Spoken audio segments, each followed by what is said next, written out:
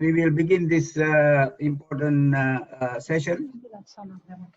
The theme of our discussion is to call for a universal day against militarism and authoritarianism, and to recognize the May 18th as that day.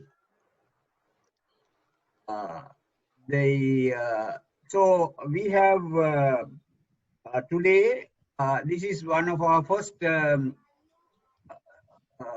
webinars, public event, in order to introduce the subject in a way that many other people could join this work and find meaning in trying to work towards that by connecting to their work and finding relevance of this theme to their actual work of trying to protect democracy, promote rule of law and human rights.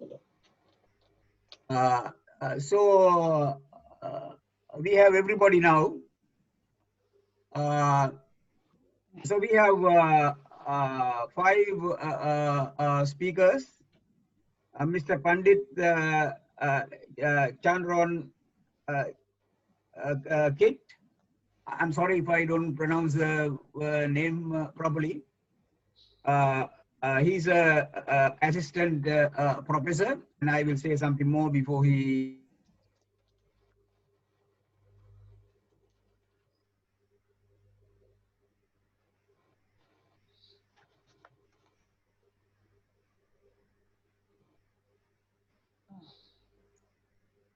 Looks like we've lost Basil. Yeah, looks like the connection is not really good. We'll get him back.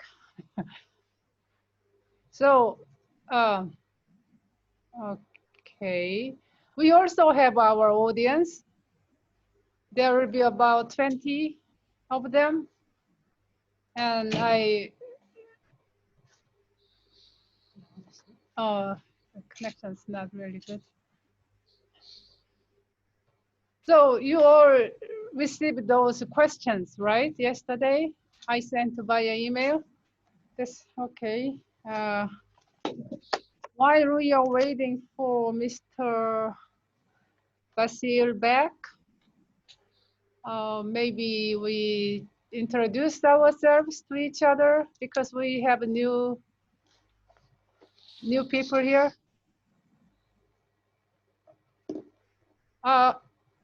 Okay, there's Charlita. Why don't you, Mr. Sushil, would you like to go first? While we are waiting for Mr. Basil. He's the moderator, but we are missing him now. Would you introduce yourself to our audience and other speakers? Okay, I will follow your instruction. Good morning and namaste to everybody.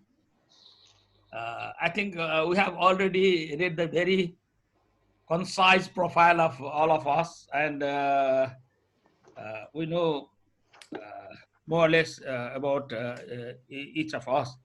I'm Sushil Pyakurel from Nepal. I'm involved in the human rights movement for around 4 decades, so very my young age, and democratic movement. Actually, I started with a political movement, democratic movement, then slowly I became human rights activist. I'm founder of several human rights organizations in Nepal, which are leading, I would say, still working very well. The first human rights organization was established with, initiation with some of our friends, among them, 5 people, among them I was one of them, during the autocratic regime of the king. So it is a big story, but then I became the first commissioner of a human rights commission when it was established. And then I am also former, I have a lot of former hats. So I am also former advisor to the first woman president of Nepal and the second president of Nepal. I was her human right and politics advisor to human right and politics. So now I'm a free citizen, but working with several organizations. That's my ground has been expanded. So if you are not confined with one organization, then you are free to work with any. So that's how I'm enjoying my life. And May 18 Foundation is one of my, I consider, organization still.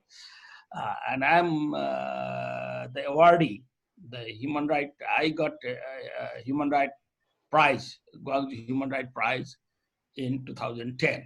That is the pride I have having. So with this, okay, thank you. Good morning again, namaste. Thank you, Ms. I like the phrase "free citizen." That's a good feeling. Okay, maybe Mr. Phil Robertson, would you like to introduce yourself? Thank you very much, and good morning to everyone. My name is Phil Robertson. I'm the Deputy Asia Director of Human Rights Watch. I'm originally from Boston, Massachusetts. I've lived in Thailand now for about 25 years. The last 10 years I've been working with Human Rights Watch, but previously have worked in many other areas, on issues of migration with the Task Force on ASEAN Migrant Workers and Samidore, with various different labor unions working in the region, both in Myanmar, Thailand, and Cambodia, working with migrant worker issues, writing reports, doing research on trafficking in the fishing industry in Thailand, many, many different things. And so it's a pleasure to be here. I want to thank the May 18th Memorial for inviting me. I also oversee our work on Korean Peninsula, so we're very concerned about what's happening, both human rights abuses in North Korea and in South Korea. So we cover the entire peninsula, and it's important, the work the May 18th Memorial is doing. Oh, thank you, Phil. And Professor Pandit Chan, would you like to go next?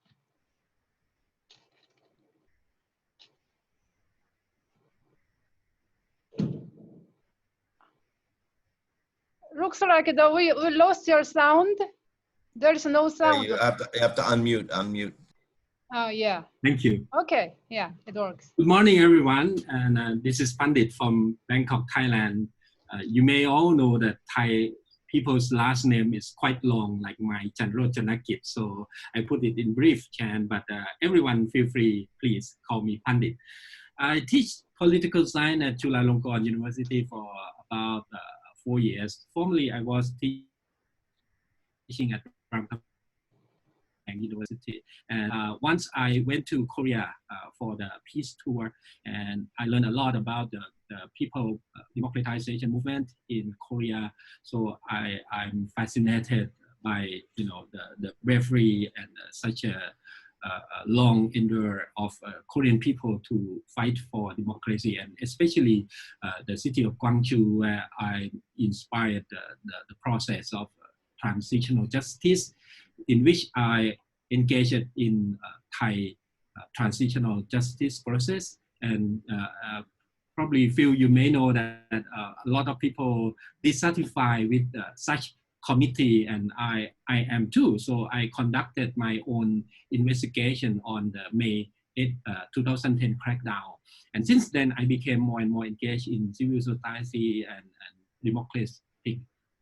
democratization movement. And of course, maybe Thailand is a focal point of the world right now, one of the height of democratization debate right now in Bangkok. And glad to meet you all, and thanks Inre and May 18 Memorial Foundation to invite me to participate in this very important panel.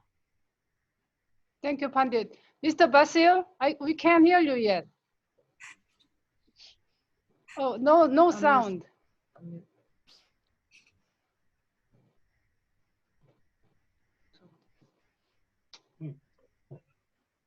Okay. Okay, while you are gone, while we are missing you, those speakers There who are was introducing themselves, we have one more left, Chrisbiantoro. Yeah. Now the floor is yours. Okay, you are the moderator. Yeah. Okay. See, Mr. Chris? there was some error in the okay. So we have Professor Assistant Professor Chan, Pandit Chan. We have Phil Robertson from the Asia Watch. We have from Indonesia, Chrisbiantoro. And we have former one of the laureates, Sushil Pyakurel. So we have a good team, and this is of course done under the auspices of May 18th Foundation. So we will follow this procedure. I will make a very short introduction to the team, and then we will each of you can make your contribution. You did not, as I send you in my note, you did not stick to your text because it is being already published. You can choose your issues you want to take, but focus on the whole theme that we are trying to introduce. So I will say a little bit on this theme and why we chose to pursue this theme.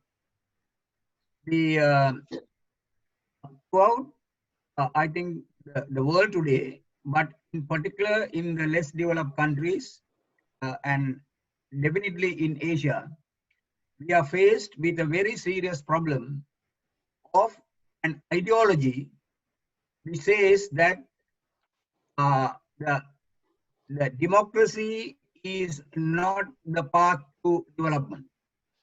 Democracy is an obstacle to development. And that the rule of law and the human rights, these are all, the priority should not be on these. Instead, we need an executive form of government where a strong man or a strong team of people decide everything. The key issue is this. They consider the law itself should be subjected to the way the ruler thinks what the law should be. Because they say otherwise we cannot do what we want to do within a short period of time to achieve changes. That is their, of course, the pretext. But the impact of that is all the basic freedom, all the way of life that we are used to, even in a halfway. In many of our countries, we have had threats of militarism. We have had for a long periods. But there had been a continuous struggle between democracy and the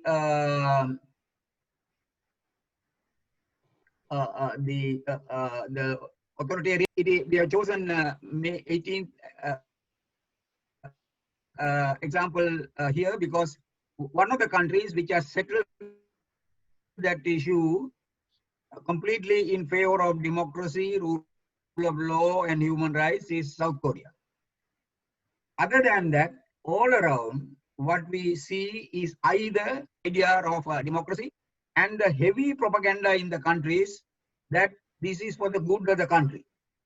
For the good of the country, we should abandon or sacrifice rights and give power to a small group of people. So threat of authoritarianism or militarism, which is also another form of authoritarianism, is something very real, not only for few countries as in the past.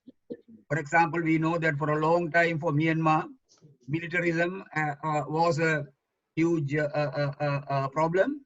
And even after the so-called the democratic period, the much of the control of the country is still in the hands of the military. When you take Cambodia, you get, even after the Pol Pot and after the civil war, And now the party that lost election in 1993 UN-held elections came back to power through a internal coup, and thereafter the idea is that a strong man should govern, and there's no room for parliament, although in the namesake there is a parliament, and virtually there is no court system. There is no independent court system. There is a court system to deal with private disputes, murder or things like that, but not about public issues. So, and countries which were earlier committed to democracy, like Philippines, Sri Lanka, all these countries also, and Bangladesh in particular, all these countries are going back on their, has gone back on their undertakings. And in Sri Lankan experience, the constitution is being made to say that judiciary will have a secondary place in the country. Parliament should be completely under the control of the executive, one-man executive. So we are dealing with a problem.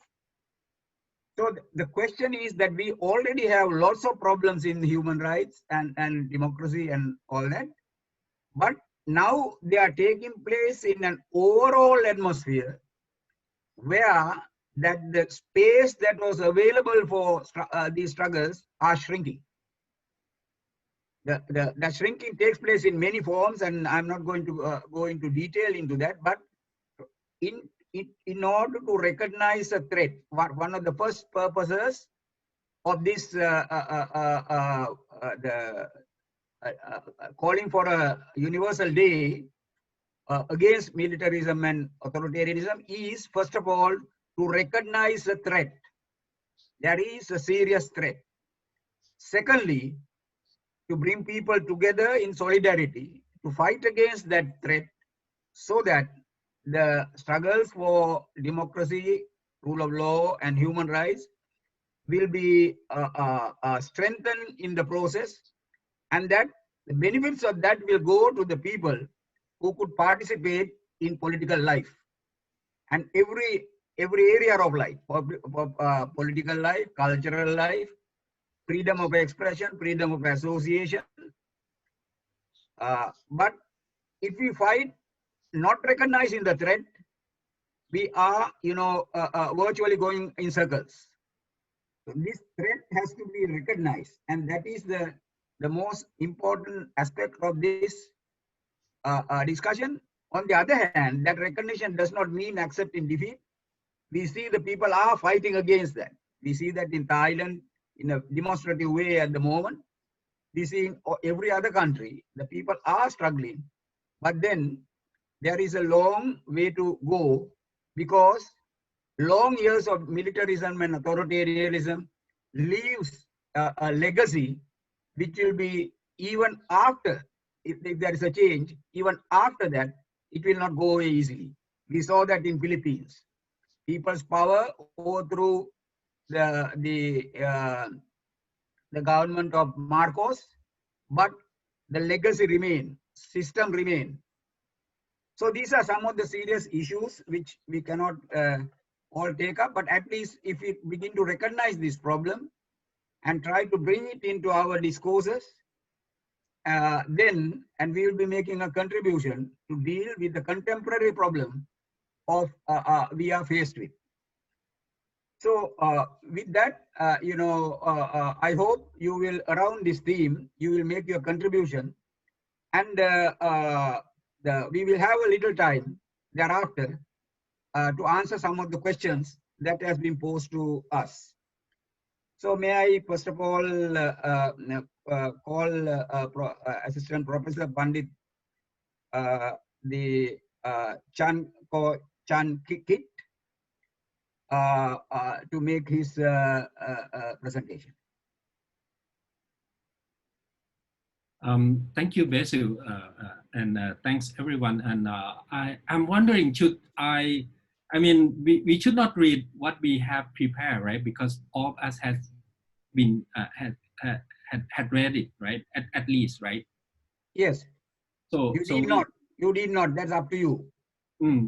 I was thinking that probably what I want to deliver now is the current situation, because my article actually points out how the situation in Thailand has developed during the last, let's say, decade. And this is the result of the long-term conflicts in Thailand. In thinking how we have come to this point, it is about, I think, mainly the military intervention. I think this is something in the same direction with May 18 Memorial Foundation's agenda that wants to push forward the agenda that military intervention and the use of military force against its own people should be banned, and also the authoritarian regime all around the world. I think this is really important theme. And also thinking about this theme, the military intervention in Thailand is still at large since at least looking back 2014 coup d'etat, and now the prime minister is still in power. And looking back, not only the coup d'etat on May 22nd, 2014, but these people operated in various fields of conflicts. Yesterday was 14 years commemoration of the Tak Bai incident. Probably you have observed this in the deep southernmost provinces of Thailand. People gather at a mosque, Muslim mosque, and then the government and the soldier believe that they are threats. So they put all of them, around 1,000 people, traveling from one district to an army barrack 100 kilometers away. As a result, more than 100 died of that incident. And many people, after found that their relatives, their friends were suffocated to death during the transportation, they joined the guerrilla warfare more and more.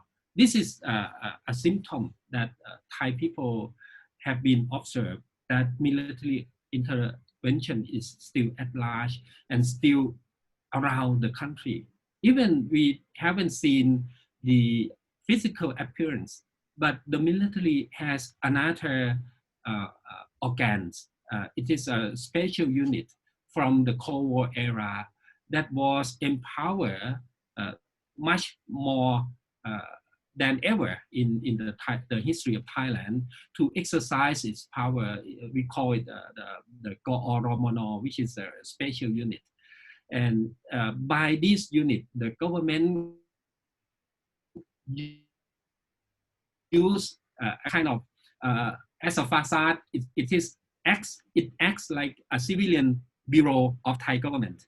But in fact, it is a body within the army. So we have seen a camouflage of the army in disguise exercise its power over the civilian control. And of course, during the protest, this unit operates as an information operation to produce news against protesters. This is still at large, first of all. And secondly, we have seen the tactics developed by Thai governments and of course the junta, who's still in power as a facade democratic government. They use the judicial tactic. They arrest, charge all the protesters who get on the street of Bangkok, and they seize them, these protesters, at night, especially the leader. The day that Prime Minister General Prayut Chan-o-cha said, we all have to step back in order to come to the point of compromise. And that night, the police seized a protest leader. Her name is Pasalavali. in the public space, and of course very late at night, around I think 1 a.m. in the morning. This is very good example of how the junta government, now civilian government in disguise, still exercise its power against people's will. And of course, you may heard that Thai Parliament and Senate have come to the joint session for 2 days to discuss over the protest on the ground and its demand. As a result, it became very interesting to see the ratio of the time that has been distributed between, on the one hand, you have opposition. They got 8 hours. The government itself got 5 hours. And the government's supporting parties got 5 hours. And lastly, the Senate got 5 hours. So altogether, the government and its supporters got altogether 15 hours, whereas the opposition got only 8 hours. So you can see, something that really imbalanced in the Thai political system. That brings to the very important issue that Thai constitution, the current one, created its own crisis, because the government keeps saying, if Prime Minister Prayut Chan-o-cha resigned from its power, who's gonna be the Prime Minister? Because all of the supporting party didn't put their leader's name as the prospective Prime Minister in the line. So as a result, he keeps saying, I cannot resign, because who's gonna be, the Prime Minister or interim Prime Minister? This is very dead end of Thai political system as well. And thirdly, the third issues I like to deliver is that the relations between the monarchy and civil society. In fact, of course, we all Thai people are well known that we respect our king, our monarchy, as a very important pillars, one of the 3 pillars of Thai nation, which is the nation itself, the religion, and the monarchy. We revere them. But in fact, for the current line, has created a kind of its own regime. You have to understand Thai politics a little bit, that in 1932, we overthrown the monarchy and we create the so-called constitutional monarchy, which means the monarchy has to be under law, the same law with its own people. And King Rama VII at the time demanded that the government should let him to hold a private army, so-called the palace guard. And as a result, the People's Party at the time didn't let him have it. Because if you let the king have his own guard or his own army, that would create a tension between the national army, right? This is very important issue. And then the current reign has been allowed to have his own guard, his own personal army. And of course, many of them critique on his personal lifestyle, that he spent most of his time in Germany. That also create attention among the people that, on the one hand, we have people who respect the king. You cannot make any comment to the king. And on the other hand, we have a youngster who put a big question why he has to stay abroad and why he has to have his you put the sum up. Yes, okay. To come to my conclusion is that the current situation in Thailand is a result of a decade of political conflicts. And the main cause of this conflict is the relational adjustment between political institutions in Thailand, the monarchy, the army, and civil society. on the first hand. Secondly, the cause of this crisis generated by the current constitution, which is something so-called a facade democratic constitution. We can observe in detail later, but this is what I like to point out for this moment. Thank you. Yeah, I think you raised some very important questions. I think in the course of our developing this theme further, we may be able to have detailed write-ups or discussions on each country and its history of militarism and the related problems. So I think it's a very good start. We will now go to Chrisbiantoro. He's from Indonesia, a veteran activist for a long time, and he's a law lecturer. As you know, that Indonesia had a very long history of militarism against which the people have fought, but that struggle is not over at all. There are many unresolved problems remaining from that long period of Suharto. So I call on Chrisbiantoro. Floor is yours. Thank you very much, Mr. Basil. Greetings from Indonesia.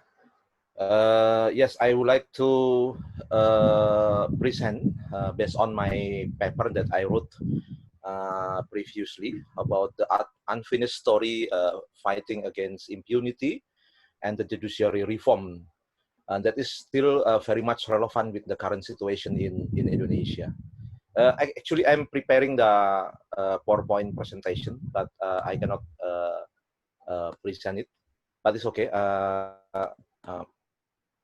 because the admin of the Zoom still locked the share screen maybe.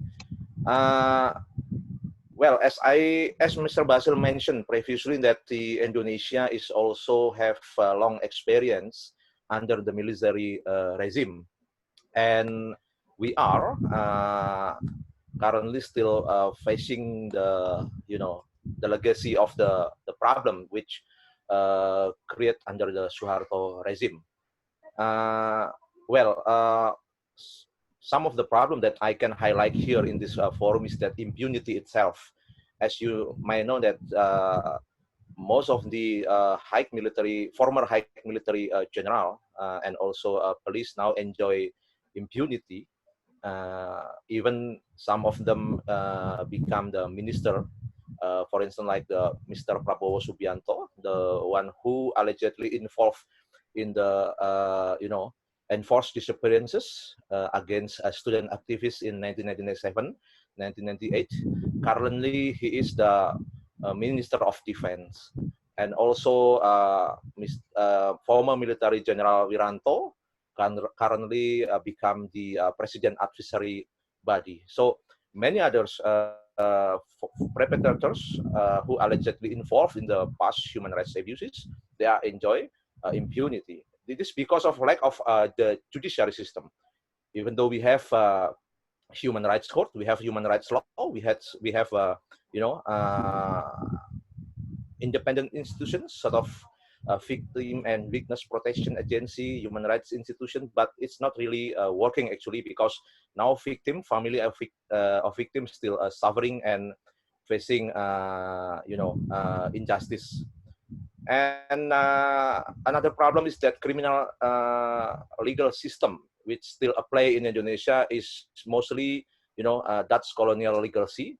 For instance, like the Indonesian Penal Code and the Indonesian Private Penal Code, and also the legacy of Suharto. For instance, like the Indonesian Criminal Law Procedure, which it is one of the legacy Suharto which still create problem until now. I will present later about the pre-trial detention which apply under the Indonesia Criminal Procedure Code.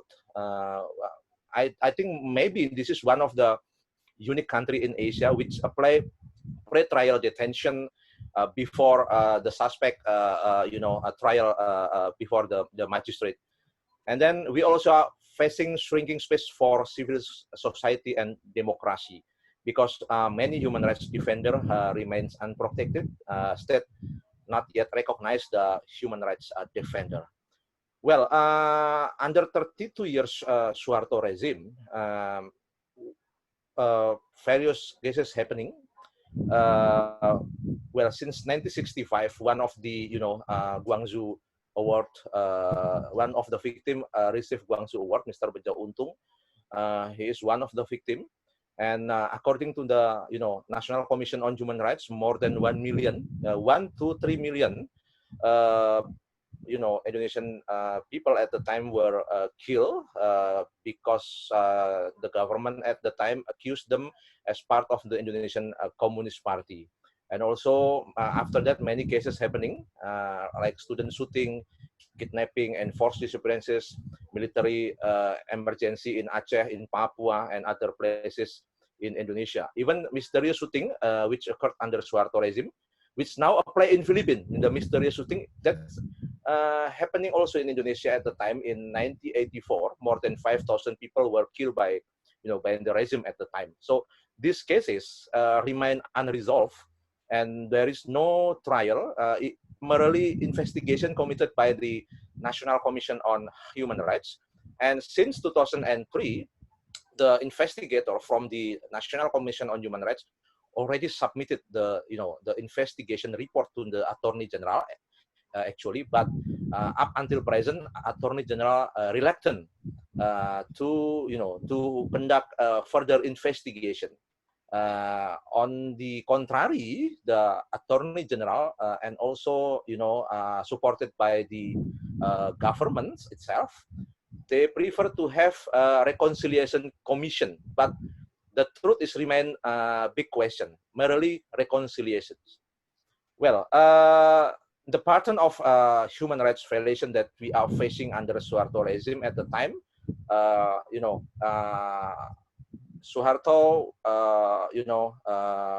attacked the left wing, which we call supporter of the Indonesian Communist Party, and then the Suharto regime at the time also, committed human rights violation against the right wing, which we call, Muslim community at the time. We note some important cases occurred at the time, like Tanjung Priok case, massacre in Talangsari, and also in Aceh. And then the period of 1990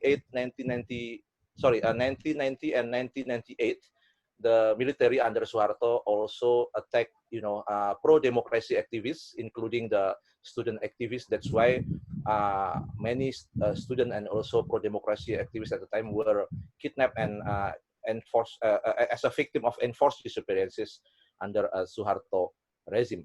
So currently, under the President Joko Widodo, the current government, we are also still facing the same problem. Actually, impunity remains, a major problem in Indonesia, and also weak of judiciary system, because as I mentioned previously, that even though we have a human rights court, we have human rights institution, we have human rights law, but those regulation doesn't work.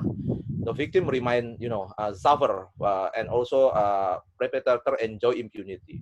One of the questions that raised by our friend related with my paper is that the abolishment of the Truth and Reconciliation Commission law in 2004. Yes, at the time the Constitutional Court abolished the law because there was a lawsuit from the victims and also from the perpetrators. The perpetrators at the time argue that the law will support the former Communist Party members, and the victim, on the other hand, they argue that the law in favor to the perpetrators. So that's why, yes. If you can just try to sum up. Yes, I will sum up. Well, so the main concern is that now I would like to highlight the impunity problem and the judiciary problem. We are now dealing with, the reform of the Indonesian criminal law procedure, which is pre-trial detention itself, because pre-trial detention create a lot of problem. One of this is the torture and also unfair trial. So far, along with the ASEAN Human Rights Commission, we already discussed with many local network here in Indonesia. We note in the existing law that the police, currently Indonesia become state police, transforming from the military regime to the state police, and the police now has more powerful authority to detain person or suspect. Police can detain somebody for 20 days. And as you know that during 20 days, many things happen, lack of legal aid access and also torture. I note from local network here during May 2019 and also June 2020, 69 cases of torture happening, during the pre-trial detention. And not only police, the prosecutor itself can detain somebody, suspect, for 20 days and can be extended for 30 days. So in total, in the police 60 days, prosecutor 50 days, district court 30 days, plus 60 days, 90 days. So in total, suspect can be detained in 60 days, 50 days, 90 days in the court, high court 90 days, and also the Supreme Court another 90 days. So this is still happening under the democratic governments, transitional democratic government, and we are dealing very much on this issue to reform the law, because as you may follow the news in Indonesia now, a lot of demonstration against the the creation job, the law on the creation job, and many students, activists, democratic activists arrested by the police and detained under the pre-trial detention. And although it's also happening in Papua as well. We note some cases in Papua like detention against the local activists and also torture against indigenous people. We just document recently 3 indigenous people, villager of Wulu Agima in Papua province, arrest and torture by the military. So this kind of problem still happening, even though we are now under the transitional democratic government. So the question that we are going to to raise to the current government is that to the President Joko Widodo, what are you going to do for human rights protection in Indonesia? And also, what are you going to do for human rights protection and how to end the impunity in Indonesia? Because the current government is prefer to develop economy, prefer to develop infrastructure, but it tend to ignore and let's say like doesn't really care with the human rights victim and also family of victims. That is my presentation, Mr. Basil Fernando. Thank you very much for the occasion. Thank you. But you raised 2 questions which are common to everybody. That in terms of our main theme of authoritarianism and militarism, one of the main targets of authoritarian tendencies is to attack the judiciary, undermine the judiciary.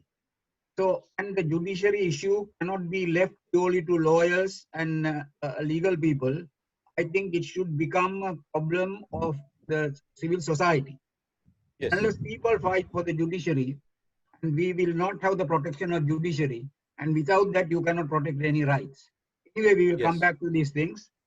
Thank you. Now I will call upon Phil Robertson, Deputy Director of Human Rights Watch Asia Division.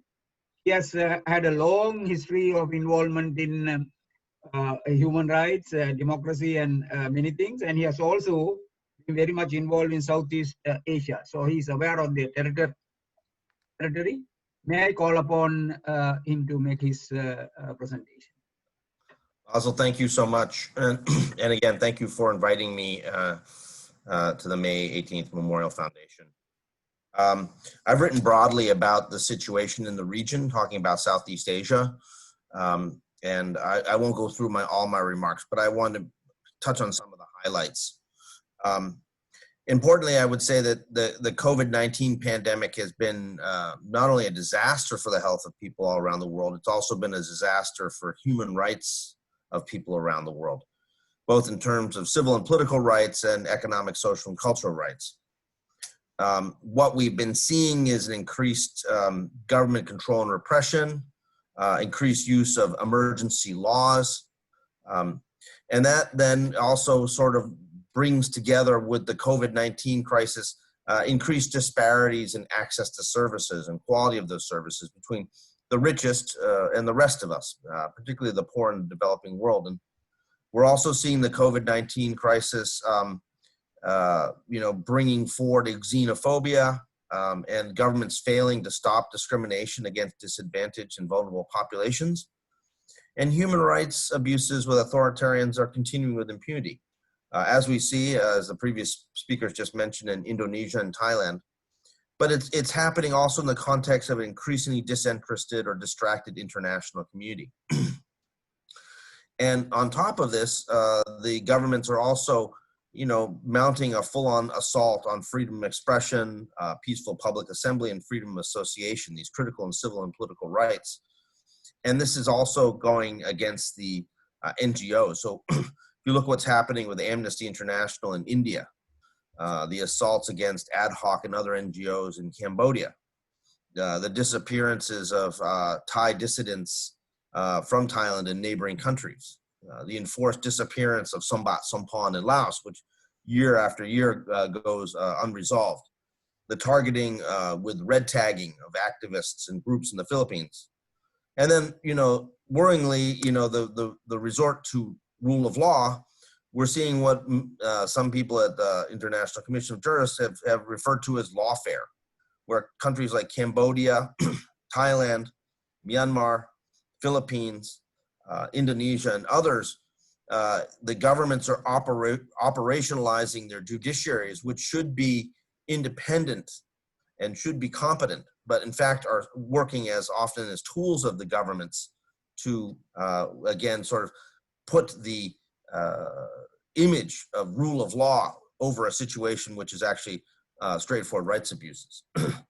If we look at the COVID-19 situation, and we're going to be in this probably for at least another year, it's shocking that many government leaders have so callously seized upon this period of desperation, deprivation, and despair that is caused by this devastating virus to increase their powers and control. With this, I would say that there's greater authoritarianism and militarism. It's on the rise. And militarized police responses to people's demands have increased, as we've seen in places most recently in Thailand, with the Border Patrol police using water cannon against peaceful protesters. It's important to reiterate that under international human rights law, governments have an obligation to protect the right to freedom of expression, including the right to seek, receive, and impart information of all kinds, regardless of frontiers. And governments are also responsible for providing information necessary for the protection and promotion of rights, including the right to health. But in fact, what we're often seeing is governments, using laws to crack down on people who are spreading information or talking about the issue of COVID-19. Many of these governments are falling well short of their obligations to provide factual, impartial information about COVID-19. They've politicized the issue, and then they're attacking people who say something different. So we see people in Cambodia, people in Philippines being imprisoned or being brought up on charges for issues that they have raised about government response to COVID-19. It's important to note that international human rights law, especially the International Covenant on Civil and Political Rights, requires that restrictions on rights for reasons of public health or national emergency be lawful, necessary, and proportionate. I mean, you all know this. But so far, the restrictions placed by the governments during the COVID-19 seldom meet those tests. So, I mean, we could go across a whole list of countries where there's been documented bias, racism, xenophobia, and discrimination. Actions against migrant workers, the situation in Malaysia, particularly bad. The hate campaigns that have come as a result of those. I mean, we dealt with very desperate Rohingya in the last week of April in Malaysia, refugees who had nothing who had fled the most horrific human rights violations, including acts of genocide against them in Rakhine State in Myanmar, trying to seek basic protection in Malaysia with their families. And then they're being targeted by people online. They're being doxxed with information about where they live. Rohingya leaders had to completely go offline, so they couldn't provide information to their community about the situation with COVID-19. It's just a horrific situation. And the government of Malaysia did nothing to stop it. We've seen also the ruling elites claiming they need these draconian new powers to respond to the situation. And I think this is a broader trend across the globe, that we have these repressive rights abusing laws in vogue and spreading rapidly. The reality is, I think that the ruling elites want these powers in part because they realize that they can ask for them at this period of time, but also they're trying to deal with the economic downturn. The loss of livelihoods across the region is profound. This is something that everybody is quite aware of. And oftentimes government's legitimacy is connected to maintaining strong GDP growth in the region. People are pointing, saying, like, yeah, I'm a little bit hard on you, but, look, I'm delivering the goods through economic growth. And obviously there is no economic growth, or very little economic growth going now. So these authoritarians are very worried that the people are going to turn on them. And they have good reason to be concerned, because they have been abusing their rights all along. Unfortunately, they have doubled down, like in Cambodia, with passing a state of emergency law through a parliament that Prime Minister Hun Sen now controls 125-0. Reflecting the fact that the 2018 election, where the opposition Cambodian National Rescue Party was banned, was in fact a completely bogus election. But I think it's also worried. We're dealing, Human Rights Watch, we do a lot of work, not investigating, but also trying to expose and get change for the situation. And a lot of times our tactics depend on relying on other governments, whether they be in Europe or North America, sometimes New Zealand, Australia, sometimes others, who we call like-minded in their concern about human rights, and who are prepared to use their diplomatic leverage to try to improve the situation. And increasingly, we're not seeing those governments stepping up to the plate. We're not seeing them take the actions that they needed to do. Part of it is because they're distracted, I think, by their own struggles with COVID-19. Their people are demanding the action at home. But I think also that there's a lot less focus on human rights issues around the world, in part because the media is also not paying such close attention to human rights issues at the moment, and not dealing with these democracy and militaristic challenges that we're seeing. It's very hard. I've spoken to people from the New York Times and others, who actually, it was interesting, until the latest crackdown with the water cannons against the protesters 2 weeks ago, one of the New York Times reporters in Bangkok was saying that she was having a hard time getting the attention of her editors to run stories about what was happening in Thailand, despite the fact that we all believe that this is one of the most important stories going on right now in Southeast Asia. So it's become a situation where we are really having to work overtime to get the kind of attention we need from international policymakers and the international media to put pressure on these authoritarians to cease their human rights abuses. Let me just note that, as I mentioned, Human Rights Watch, we do a lot of international advocacy based on the research that we do. And, we have a modus operandi, which we call investigate, expose, change.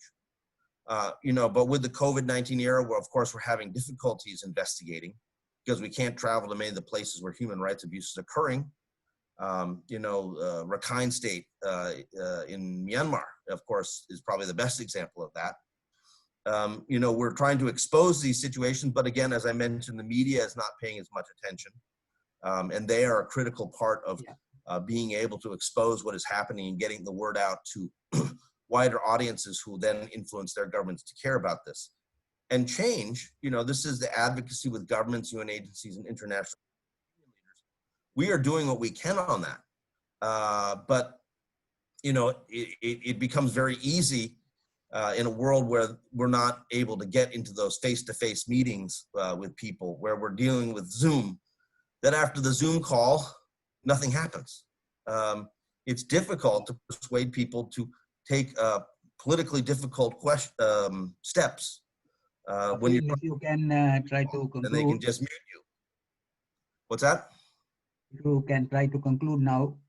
Yeah, so what I would say is the reality is that the COVID-19 crisis, the pandemic, has really highlighted a growing authoritarian trend, a growing injustice in the world order.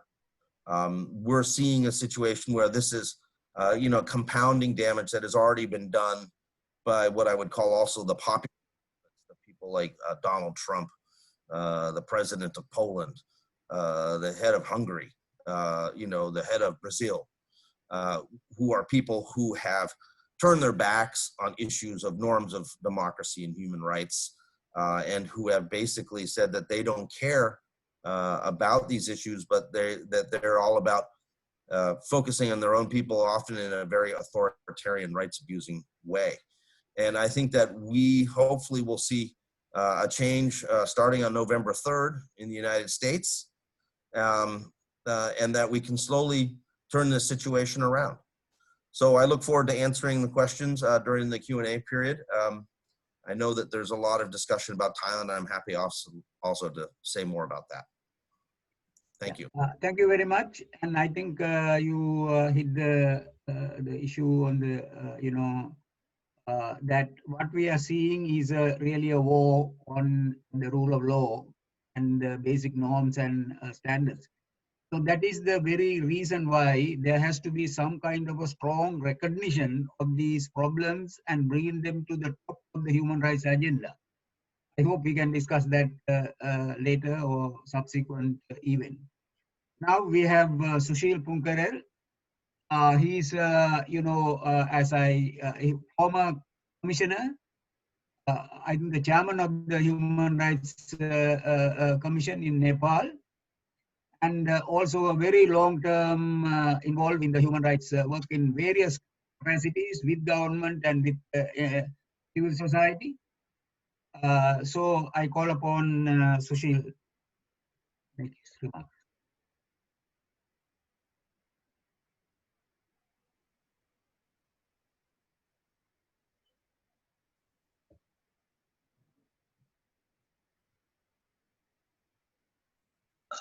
Okay, thank you, Basil. Namaste to everybody. I will try my level best to follow the instructions sent by Basil. He has just asked us to present, our opinion, keeping in mind that, the theme. What we have seen after listening to 3 previous speakers, and lastly, the Robertson, this is not only the situation of Southeast Asia. This is everywhere, and South Asia is not better than, even worse in many cases. So I would not touch upon those the situation, but if you look at our whole democratic movement, I have written in my article also, which will be published, and you will maybe we all will be reading each of our opinion.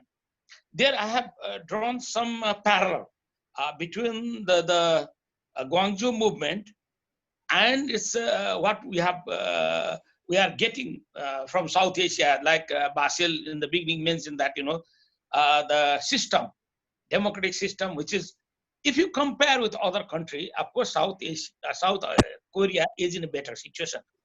So, and the parallel of movement is the same, like Nepal and South Korea, but there is unparalleled. That is, how we are consolidating our democratic system and what we are doing now. If you look at that, our theme is militarism and authoritarianism. though in the cover you'll see that there is a civilian rule. The election is there, a very well, representative system we have. Inclusion is there. The women get the 30% of the seat in the parliament. Everywhere, if like in a constitutional body, if the head is male, then of course deputy head must be female. If the female is head, then deputy must be male. These are the thing, and the inclusion of Dalits and you'll see the whole society is represented. But there's a big but. But how we are implementing those constitutional provisions? Is this working or not? Is there any change in the life of the people whom we want to bring to the political mainstream? So these are the questions, and if you look at that, we even some of our friends have asked me the same the question. We will touch upon in the latter. So if you look at this whole our system, how it is working, we are able to have election of twice the Constitutional Assembly. The first assembly failed to draft the Constitution. Then again we had Constitutional Assembly election, and through that we have enacted our Constitution. We had long insurgency, 10 years of insurgency. The Maoists took up the gun, lot of killing, disappearances, both sides, state and non-state. And then, because I was during that time working as a human rights activist, then become the human rights commissioner. So a lot of work has been done to bring this insurgent to the peace process. So that's how they came to the peace process. And now, after 2006, we started the peace process. And if you see, in 2020, twice the insurgent have become the prime minister, the former insurgent. Twice they became the prime minister of Nepal through election. And the non-state actor during that time, the parties who were suppressing the Maoists are also enjoying the power, and they became also the prime minister and the forming the cabinet. So that means state and non-state, both leading, the political forces are enjoying the power. There has been nothing, even if you look at this, whole issue of Maoist combatant, how we brought them to the mainstream, and even there was, they became, some of them joined the Nepal army. So even that issue has been, solved. But unsolved issue is the transitional justice. Still during the whole 10 years of insurgency, more than 70,000 people were killed. More than around 5,000 people disappeared, but not a single perpetrator had brought to the justice. What does it mean then? Then Nepal has a unique situation that, the perpetrators become the rulers. That's why the Maoists protect their own army during that time, who were very much involved in the human rights violation. And the other party, they want to protect the army or the security forces who committed heinous crimes. You cannot imagine. Heinous crimes. So that means then it comes this democracy. How you see the democracy then? If there is not delivery, justice is delivered to the victims. So that is the unparalleled from South Korea and Nepal. Nepal whole ignore the whole the chunk of victims of the conflict are being ignored, and the perpetrators are enjoying what they were enjoying. And then in South Korea, you see the transitional justice was, I don't think that it was complete, but it's still justified way. You can see that there has the South Korea delivered justice to the victim. So maybe not up to the satisfaction of the victim, but still they tried, they did. But in Nepal, nothing has been done. Why? Then the big question of why is because of the mindset of the rulers of They are not serving the people, but they are ruling the people. That is authoritarian type of mindset is there. We abolish the monarchy, but while fighting with monarchy, the political leaders, they were having their mindset of how to use the power or misuse the power. That's why they are also, behaving like they are also the monarch. You cannot question. And the army or the whole, civil, the security forces are being protected now. So nothing has been done because, and even I would say that this is not authoritarian mindset. It is military type of, military authoritarianism, I would say, because you need to protect your arms forces, both the Maoist and the government. Now the Maoists are also in the government.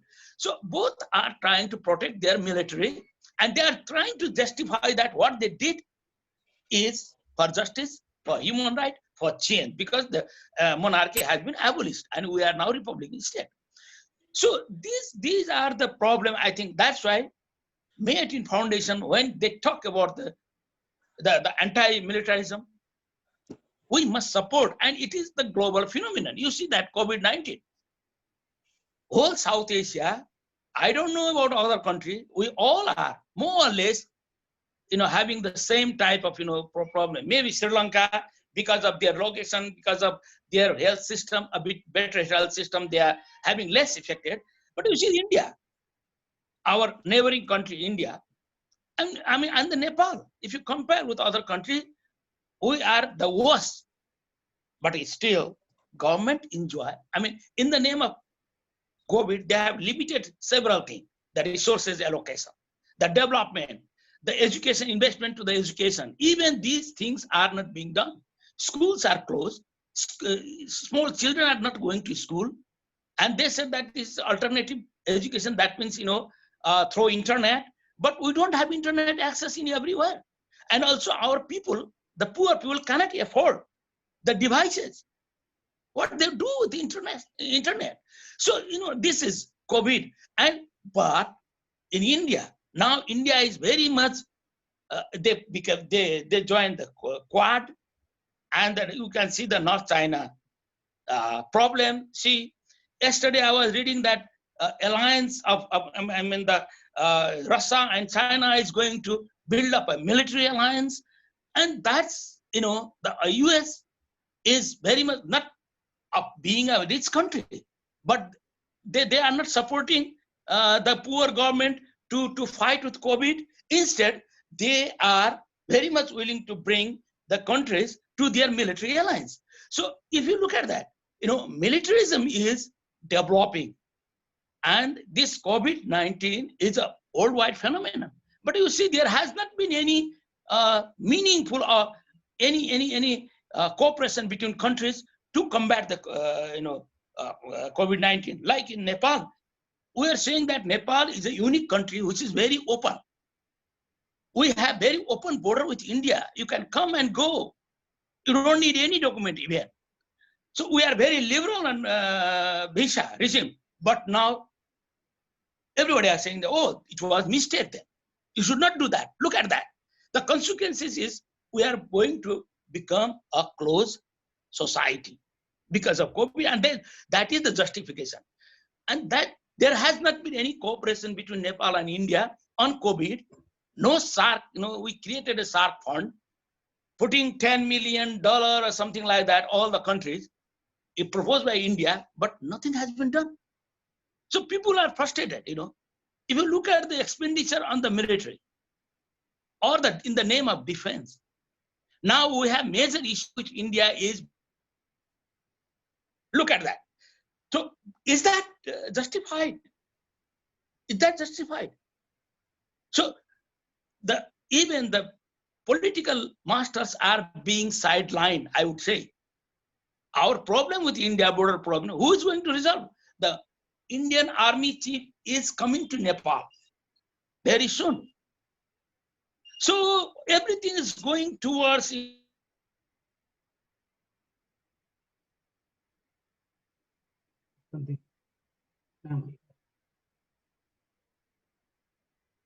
something in the.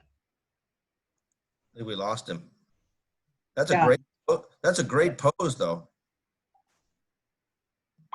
Yeah, I think we lost him, but I think he made his point. The basic issues that he wants to raise, I think, have been raised.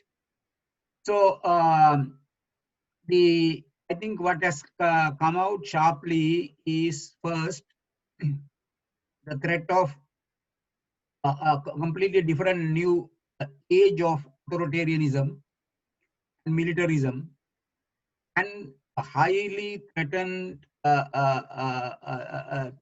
threats to the democracy, rule of law, and human rights are the main features of our time.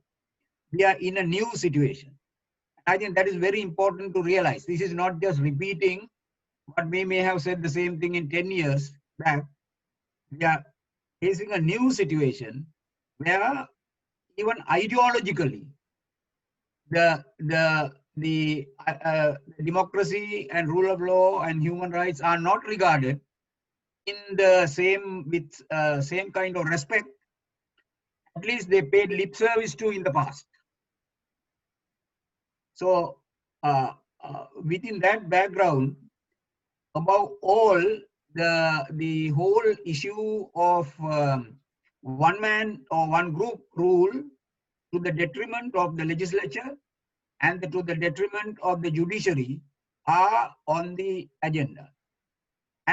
But on the other hand, unless the civil society and others through international community leads the fight, there is no one to fight against this. So which means we are looking for some bleaker times.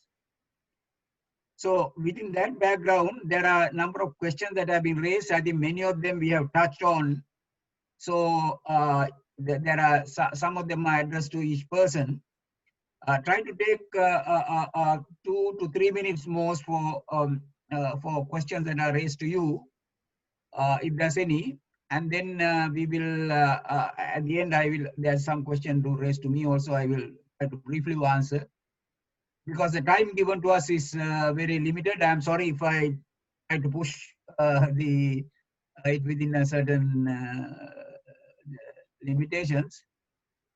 So may I call upon anyone who wants to be the first to answer any questions that are raised to you?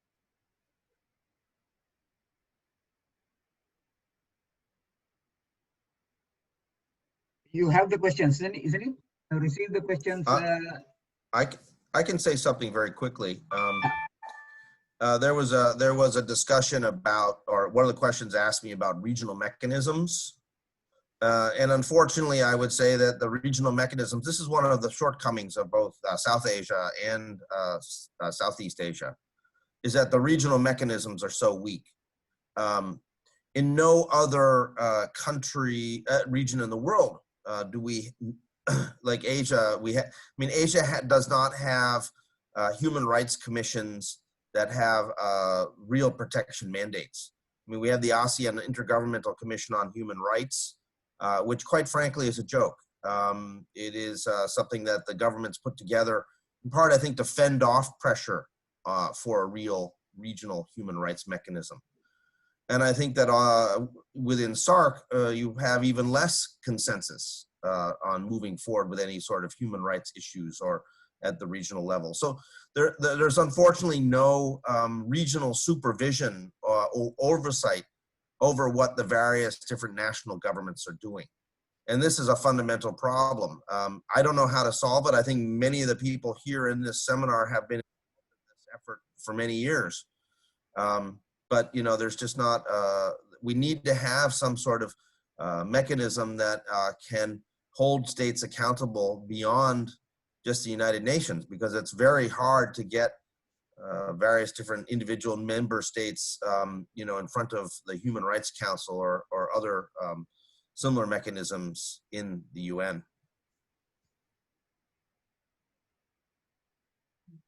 Okay, that's an issue I think we can come back to, because I'm also interested in that issue from a different point of view. Anyone else? Maybe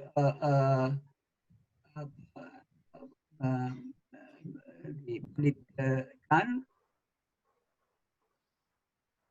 from Thailand. Do you have any questions that you want to answer? Can you hear? I like to share what Phil has just said. In the case of Thailand, the Human Rights Commission has been prolonged for many years, and of course after the coup d'etat back in 2014, the junta didn't dissolve the body right away, but because of we promulgated a new constitution in 2017, so the recruitment of new set of the commission is still in progress. So currently there is no real human rights commissions in Thailand. So this points out that we have been neglected, even in the mechanism of ASEAN community.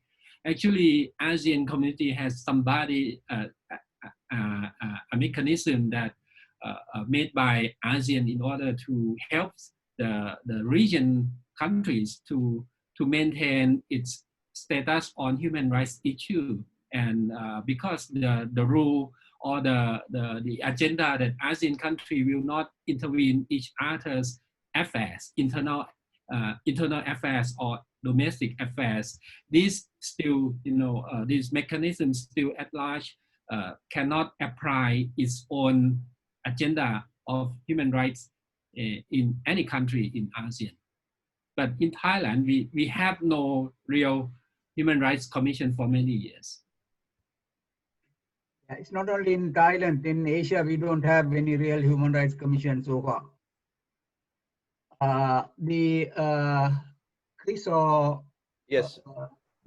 Yes, Okay, Mr. Basil. add something? Yes, I have some question that posed to my email.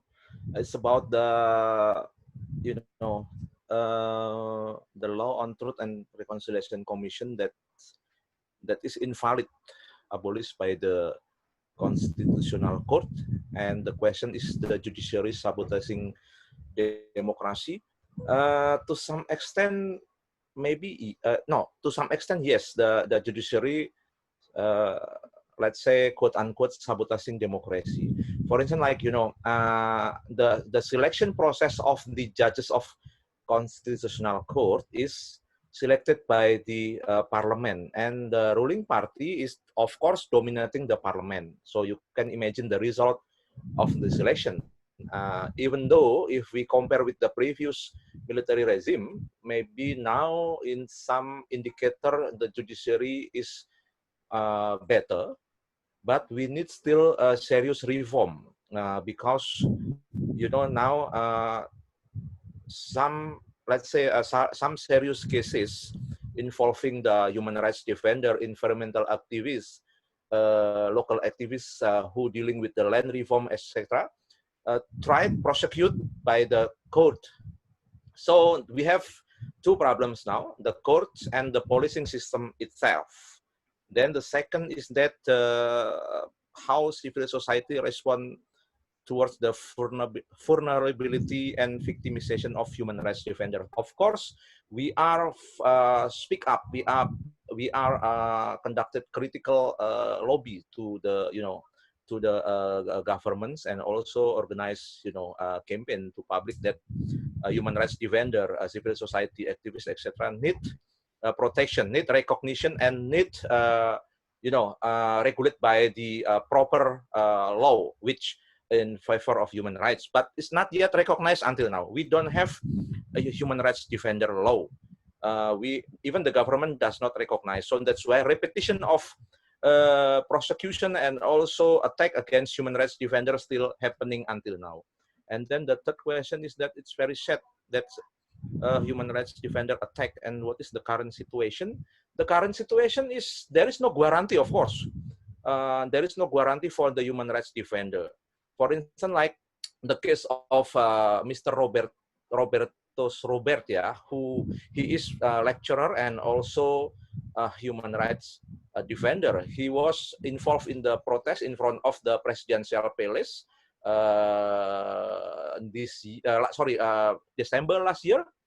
He at the time sung the critical, critical song about the Indonesian army that always sung by the student during Reformation era in 1998. But at the time, what happened? The police named him as a suspect, and military,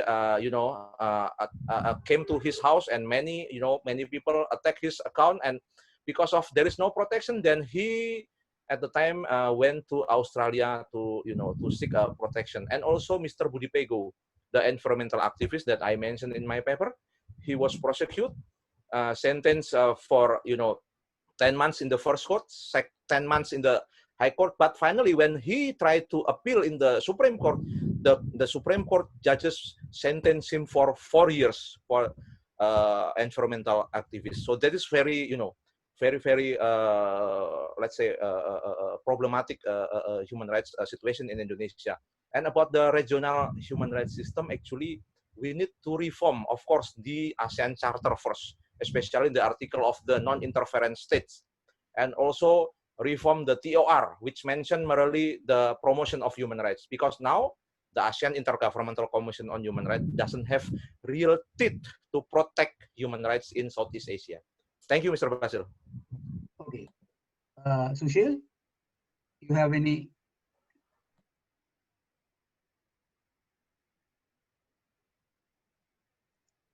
You're still muted, Sushil.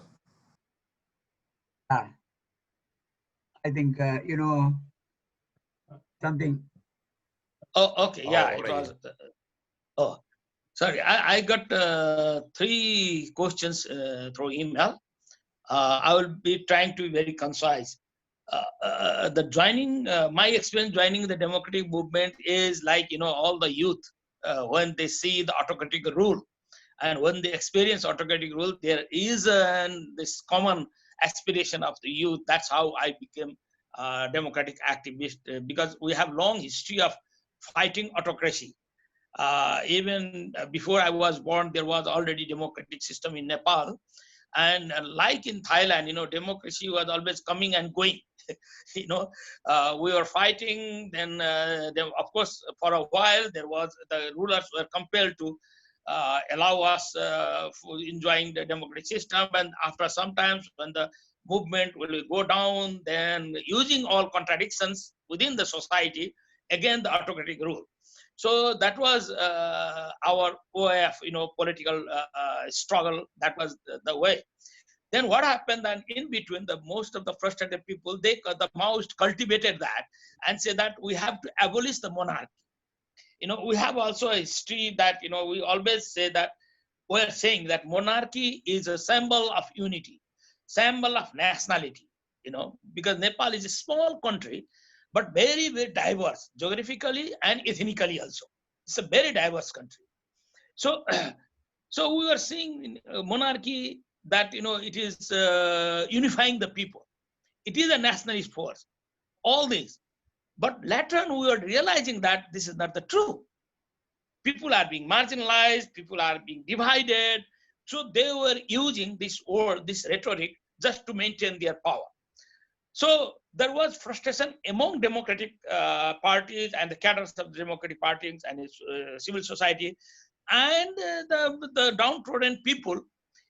They were even very much frustrated, and the Maoists cultivated that frustration. And they said that we need armed insurgency to abolish the monarchy and establish the communist system.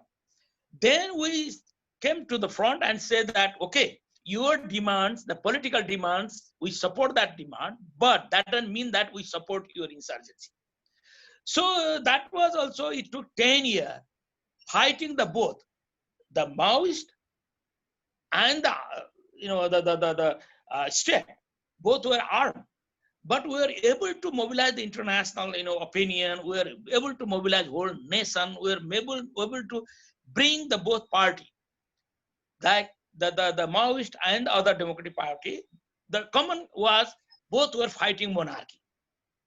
Both were, the people at large were fed up with that. So that was the common point.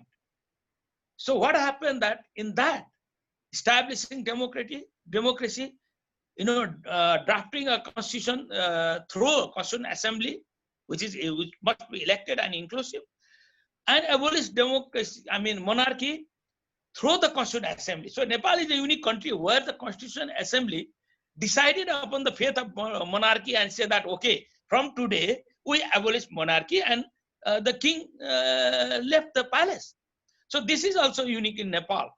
So, but there was a lot of effort to bring that, and not only because of our effort, there's a friends around, the international community, the international solidarity, among the human rights groups, among the civil society, and the people at large, they were for peace.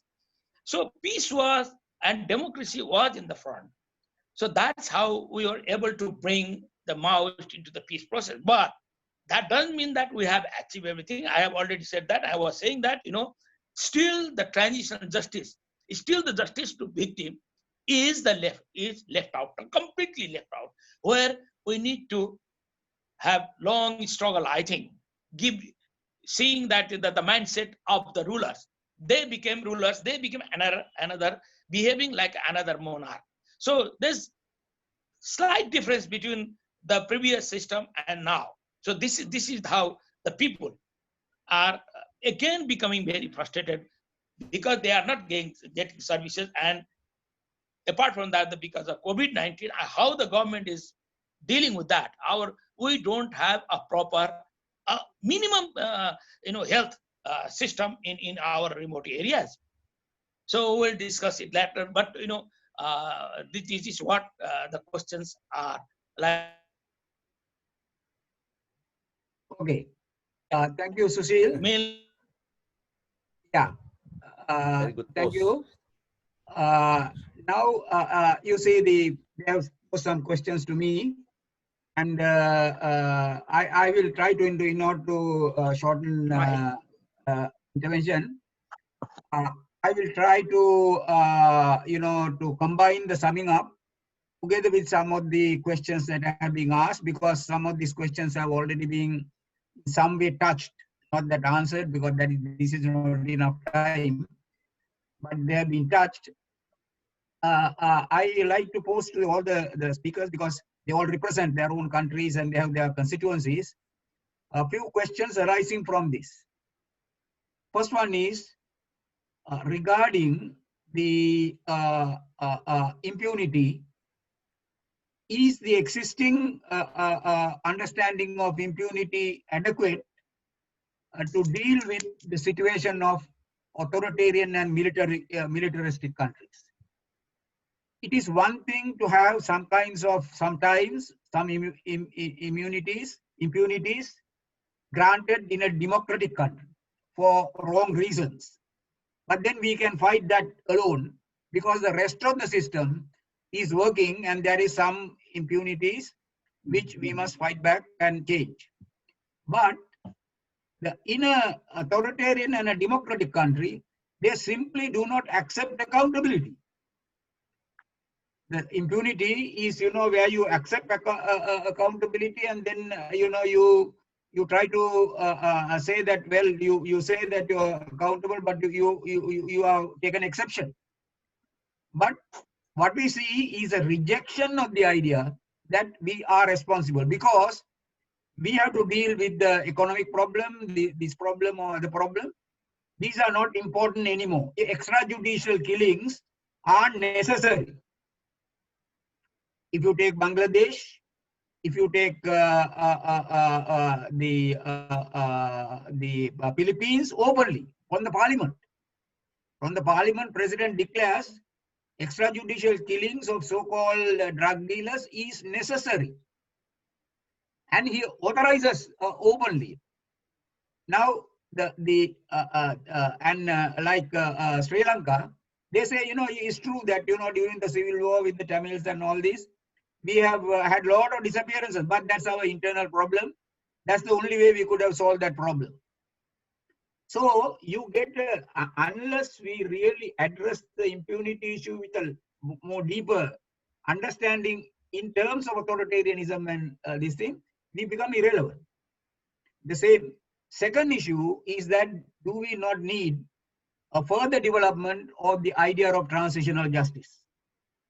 Can transitional justice be achieved in a country where today, if a murder takes place, very likely even the minimum justice would not be done? Now, for example, Nepal was mentioned many times. In the last few weeks, there were killings of Dalits, and there was nothing you can do. So even today, when there is no system, in other words, in the past, crimes are not only crimes on individuals and groups, crimes against systems. When the system is destroyed, now that is the issue that I would have taken more time, but I won't because of the time. Problem in Cambodia. In Cambodia, entire system was completely destroyed, of course, under the pretext of a revolution. We said that we will wipe out, we will go to the year zero. On the other hand, after civil war, one of the worst civil wars, at the end, by the time the UN Transitional Authority went there, and I was a member of that, a senior officer in that, when we went there, there was no court system which can be called a court system. The people who were judges did not have more than 50 the primary school education. The court system was named a sentencing session. So we virtually did not, the entire judicial system was simply did not exist or had been destroyed, and there were no people to take that place. When the UN wanted to have one case and look for a Cambodian to be a judge, even among the foreigners, we couldn't find one. So there was nobody qualified enough to be even a judge. But this issue, although some people raised it there with the UN, it was never addressed. Even today, it's a country without anything that is not a bad system of justice. It is a system where the independent judiciary does not exist. So how can we talk about a transitional justice for past crimes in a situation where the system doesn't exist for anything even up to now? Habit is not there. Very idea of punishing culprits, it all depends on the. So this is another area where we need to further develop the ideas of transitional justice. Third is come to the regional mechanisms. HRC, Asian Human Rights Commission, started in 1990s. Discussion on the Asian Charter on Human Rights. One of the ideas was to encourage a discussion on regional mechanisms. And we had meetings from country to country for about 4 years. And then we came to realize the main reason why a regional mechanism does not come about is that these countries are not agreeable on the issue of the judicial role in dealing with crimes which involve governments. Crimes and other offenses involving government, they are not agreed. So if the local judiciary does not have the power to deal with it, are they going to agree to an international agreement where they are going to be bound by international law? Even though locally you allow a murder to take place, all these things, and and all of them, perhaps the only exception is the South Korea. All other countries, they are not agreed at all that there should be these basic human rights norms. So if it is not there, can they be brought to agree onto an international? So this is why mere adoption of ideas from another region where it has worked for various historical reasons. Europe, there was a the whole culture of many years of judicial accountability and all this, the law and importance of the law and all those things. In the Latin American countries, there was a certain degree of agreement among the governments that certain the rights protection should be have a certain respect for international norms. At a certain point in Africa, there was that agreement to some extent. But in Asia, we are completely diametrically opposed views, even by the very country that call itself the largest democracy, India. So, if you take the two big countries, China and India, when they don't agree, what kind of regional mechanism can you develop?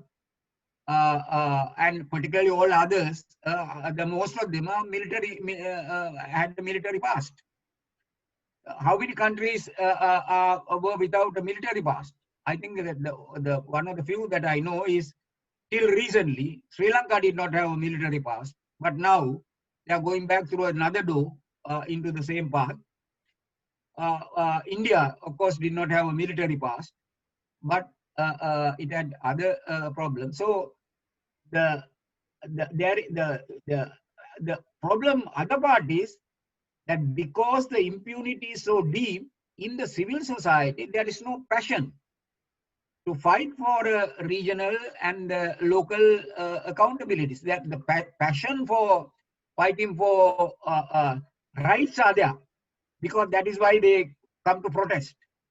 But the fight for by protest and to fight for substantial change are two different things, as we learn from Philippines. Philippines, they were able to overthrow Marcos, but old system and the old law remained despite of a highly big vote for a democratic leader, Aquino. But very soon that evaporated, and today you get the worst type of dictatorship than Marcos's dictatorship in Philippines. So there are very serious problems in the region, this region. There should be occasions for us to come together and to discuss. So one of the questions that have been posed to me is that what kind of strategy can unite the people, civil society and the NGOs in coming together? I don't think it can be just a formal one, just people bringing the people together. It is a question of agreeing what are we fighting for. Are we fairly fighting for now and then from one issue by issue? Of course, that has to be done all the time. Issues arise. It may be individual issue. It may be a political issue at a certain time, like what we have in Thailand. This has to be fought. But are we confined only to that? Do we have an overall strategy of understanding what is happening to these areas and some kind of a perspective that this is what we all should work together? So the theme that we have suggested, calling for a universal day on the militarism and authoritarianism, could provide that opportunity to come to recognize a common thread that needs a long-term fight. Authoritarianism is not going to go away from this region overnight. It's a long-term fight. Is the human rights community ready for long-term fights, or is it only ad hoc actions whenever some issue arises, which of course we have to do, but is it all?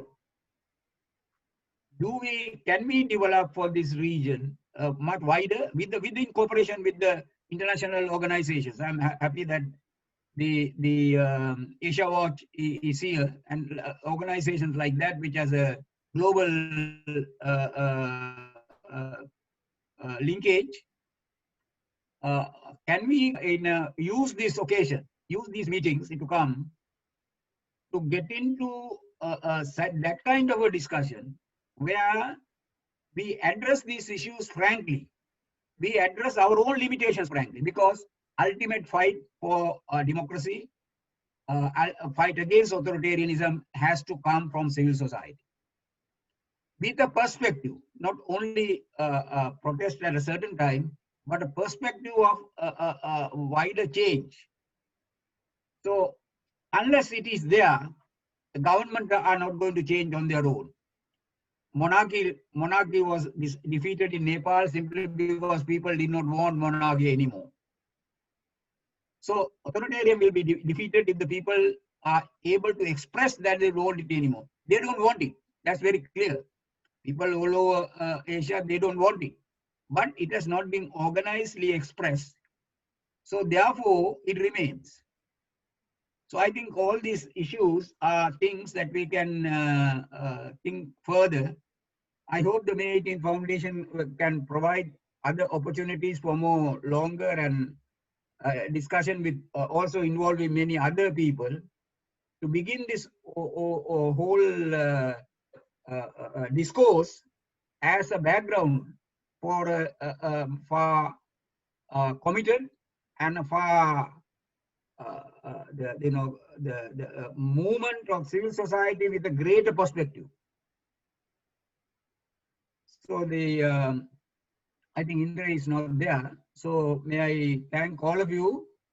Do you have to say anything more as your last word? Any further comment shortly?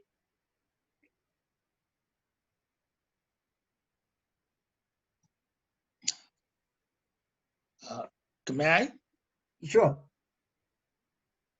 No, what Basil, what you have mentioned is, I think this is, of course, we all are experiencing, and you know, on the some issues, showing activism or going to the street is one thing, but as you mentioned, the word you use like substantial change in the system. I think that is the major issue, and that should be, you know, the starting point for our discussion when we talk about militarism and authoritarianism, because both this authoritarianism and militarism comes together. You know, sometimes maybe you be separating, like some countries, like United States. You see that maybe tomorrow, after the election, maybe some democratic people will be coming, and you may say that, okay, this is the not non-authoritarian, but the way the military are being used. So these are being, you know, very much linked, I think, you know, in Nepal, India, whatever country you say. So in this context, we have to work for the substantial change, and the major problem will be having that, as one question is posed to you, Basil, how we can bring civil society. So that is the entry point again, must be that what is substantial change then, you know. So if we can develop around that, like there are several systems in the different countries. So I am trying to bring back the charter, you know, Asian Charter of Human Rights, where we have raised, why I'm saying where we have, because I was also involved, you know, and this is you can develop on it. I think if the charter is being discussed again, I'm bringing that back. So I think we can bring civil society to initiate a discussion together, to initiate a discussion around this, you know, militarism and authoritarianism.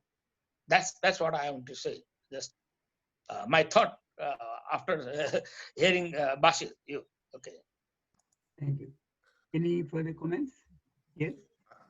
I was going to add one very quick Yeah. thing about a question I received related to Thailand. Yes. Where the actual question that I received, you know, had a premise that, you know, there's a sort of a red shirt versus yellow shirt divide going on from 2009, 2010, the current protests. And I would say, in fact, we do not see that. These protests are really new protests. And this is one of the interesting things that I think is important for us to think about while we're looking at the regional situation and also other countries, is that what we have is an organic, student-led, youth-led protest movement that has decided that they want reform, and they want reform of the government. They want reform of the systems. They want reform of the monarchy. You know, this is a generational thing in some ways. And, you know, to the extent that the yellow shirts reappear in this situation, it's because they're being mobilized in part by the Thai conservative state to try to defend itself.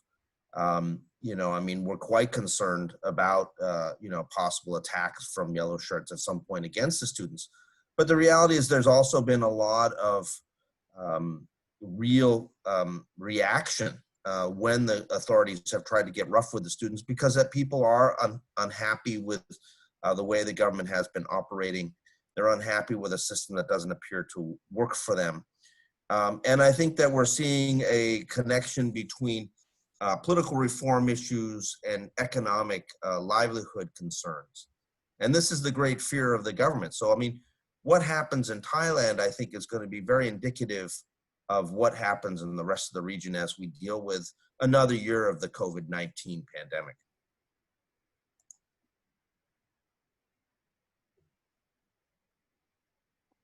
Any further comments? I like to share something that Phil just mentioned about the current flash mob, because I received the question. Can I read now? The flash mobs were coordinated by two major coalitions, the United Front of Thammasat and Demonstration, or UFTD, and the Free People Movement, FPM.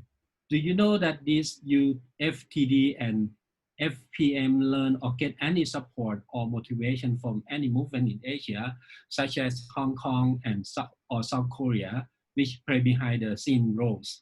To answer the question, I think interestingly, one of my students who lead the protest has a close connection with Joshua Wong in Hong Kong.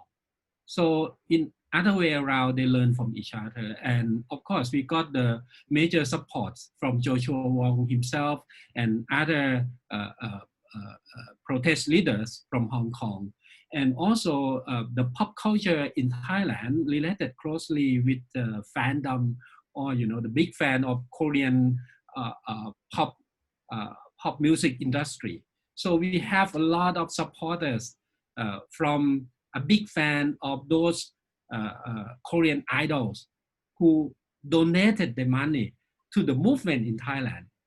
You know, it runs closely because I think they share the same mind. They realize that this is about their generation to come up, to step up front and speak of their mind against, you know, all the oppression generated by the regime itself.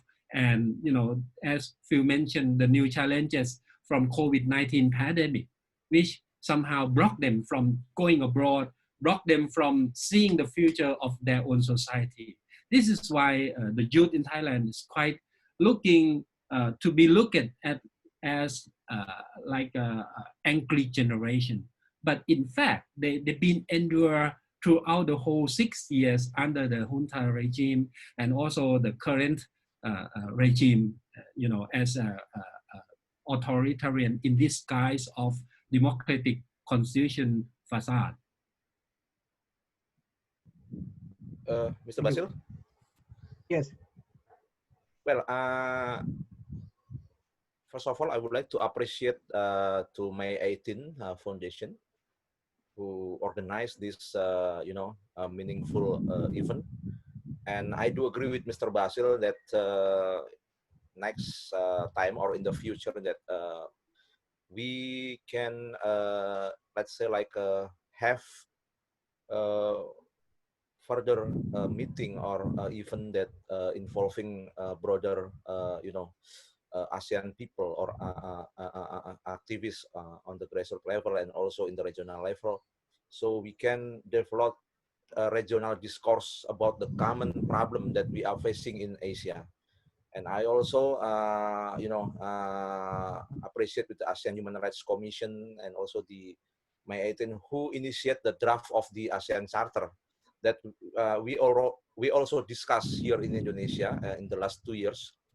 We discussed with you know, the students, the local groups, etc. And we also at the time given the draft to the the government and also the representative of the ASEAN Intergovernmental Commission on Human Rights, the Indonesian country rep at the time. So one point that I would like to say to Phil Robertson, who lead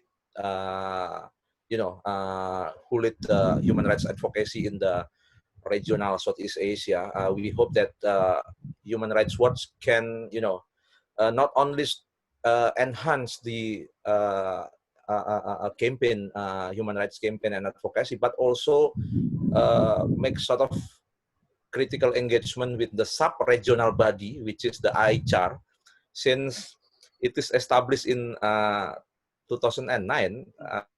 Many people say that, well, the sub-regional body in Southeast Asia is sort of better than nothing. So it's better than nothing. So I don't know, because in the last 2 years I did not really involve in the progress of the ASEAN Intergovernmental Commission on Human Rights. But as far as I learn and also listen from many colleagues here, that there is not much progress. So I hope that Human Rights Watch can lead this, along with the ASEAN Human Rights Commission and also May 18, we can develop further sub-regional body in Southeast Asia. At least it can be one of the reference in the other sub-regional, because to develop regional Asia, I think is, as Mr. Basil mentioned previously, that we have to deal with the undemocratic countries like China, Myanmar, etc. So our democratic culture is totally different with European and also South America. Even though South America at the time also faced the military regime, but military regime in Asia is still existing now in many countries even, and also slowly the regime, I mean the current government in many ASEAN countries, bring back the culture of military regime, military law in for instance like Indonesia. Under the COVID situation, the government, without announcement and also limited public access, they enacted law on creation job in Indonesia, and also they on behalf of the COVID-19, they restricted, they forcibly disperse, a public gathering, freedom of expression, etc. And also arrest and tried some human rights defender in Indonesia, and also some opposition leader. They also arrest because the police charge them that the opposition leader will create more a pandemic, COVID-19 in the gathering. So it's sort of the government enjoy very much the pandemic situation to oppress the opposition leader, the activists, etc. So that is my point. I think it's the similar problem with the other ASEAN countries. Thank you very much, Mr. Basil. Okay, so thank you very much for your very energetic and very thoughtful participation. Has Indre anything to add? No, sir. Okay. It's been great. So then, yeah. So we thank you, each one of you, for your very valuable contributions, and you're taking the time to participate in that. We hope we will keep our contacts, and we hope the May 18th Foundation will deepen this discussion. So finally, I also thank the May 18th Foundation for providing this opportunity for this forum, for initiating this discussion. We hope we will go further to get more and more support for calling for the Universal Day as symbolic. What is important for us is not the day, the symbolic expression of recognition of a great problem of our time.